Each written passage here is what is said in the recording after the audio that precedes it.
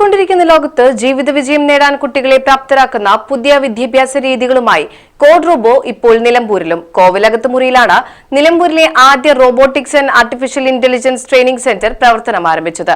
KR Bhaskaran Pillai ഉദ്ഘാടനം നിർവഹിച്ചു.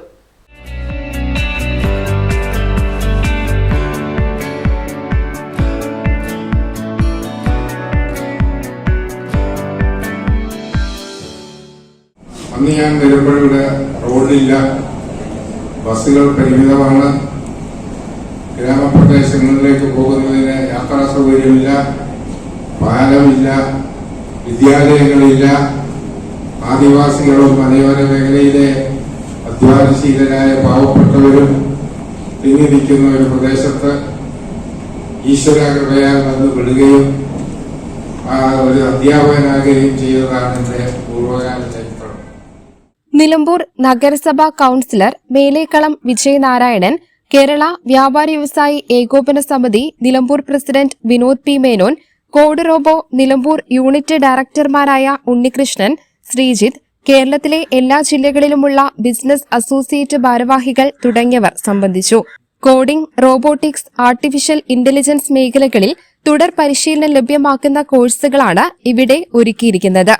8 മുതൽ 16 വയസ്സുവരെയുള്ള കുട്ടികൾക്കായി 30 ദിവസം നീണ്ടുനിൽക്കുന്ന റോബോട്ടിക്സ് വെക്കേഷൻ ട്രെയിനിംഗ് പ്രോഗ്രാമും സംഘടിപ്പിക്കുന്നുണ്ട്.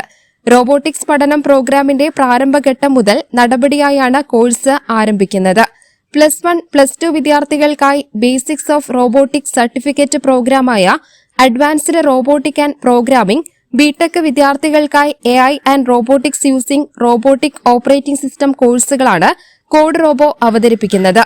കൂടാതെ diploma in computer science, electronics and communication വിദ്യാർത്ഥികൾക്കായി പ്രത്യേക കോഴ്സും ഒരുക്കിയിരിക്കുന്നു.